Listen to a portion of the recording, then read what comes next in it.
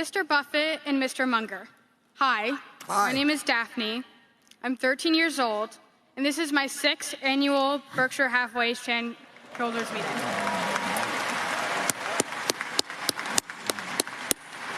And I've had the privilege to ask you both questions in years past. My question for you today is the following. As you know, the U.S. national debt is currently at an estimated $31 trillion, making up about 125% of the U.S. GDP. In the meantime, over the past few years, the Federal Reserve has telegraphed that they intend to monetize the debt by printing trillions of dollars, even as they insist that they're fighting inflation. Already, other major economies in the world, such as China, Saudi Arabia, and Brazil, are moving away from the dollar in anticipation of this. My question is, are we likely to face a time in the future when the U.S. dollar is no longer the global reserve currency? How is Berkshire prepared for this possibility? And what can we do as American citizens to attempt to shelter ourselves from what's beginning to look like the beginnings of de-dollarization? Well,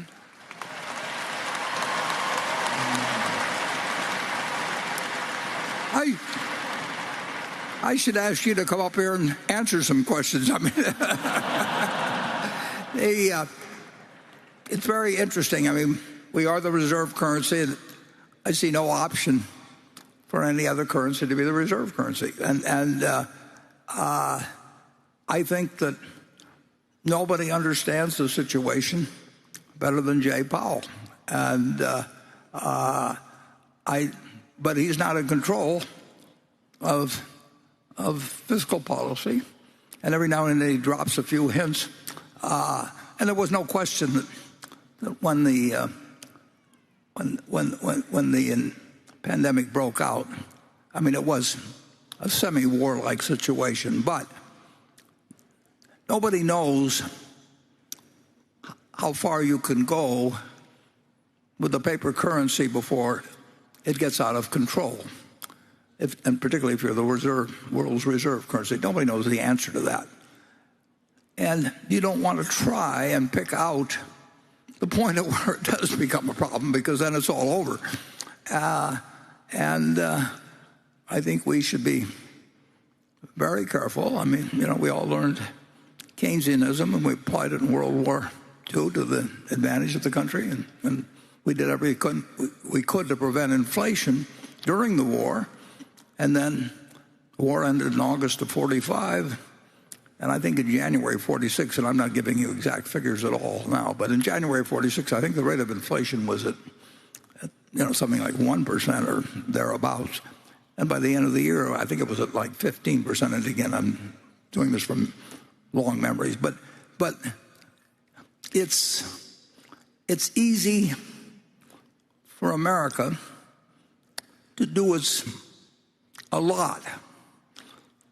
But if we do too much, it's very hard to see how you recover once you let the genie out of the bottle and people lose faith in the currency. And they behave in an entirely different manner than they do when they feel that if they put some money in the bank or have a pension plan or whatever it may be, that they're going to get out something with roughly equal purchasing power. And it just changes the economy, and all kinds of things can happen then. And I can't predict them, and nobody else can predict them, but I do know they aren't good. And we will see. And I do this as, I voted for both parties, and it's not limited to politicians of either party or anything of the sort. People take positions. Some of them understand what they're doing. Some of them don't understand what they're doing. If they put me on some medical board, I don't understand what I'm doing. It's not that there's nothing wrong with the fact that you can't master everything. You can't all be Isaac Newton, but you can't go around pretending you do or making decisions on it. And we are not as well off in relation to curbing inflation expectations, which become self-fulfilling, then we are not as well off as we were earlier. And Berkshire is better prepared than most investments for that kind of a period. But I said this in the annual report, but we aren't perfectly prepared because there's no way to perfectly prepare. You don't know what course of action will occur. And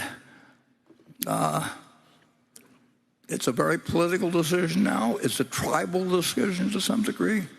And you hope for leadership that actually will do something, recognizes the problem. And America's an incredible society, rich. We got everything going for us, but that doesn't mean we can just print money indefinitely. But as debt, and it'll be interesting to see how it turns out.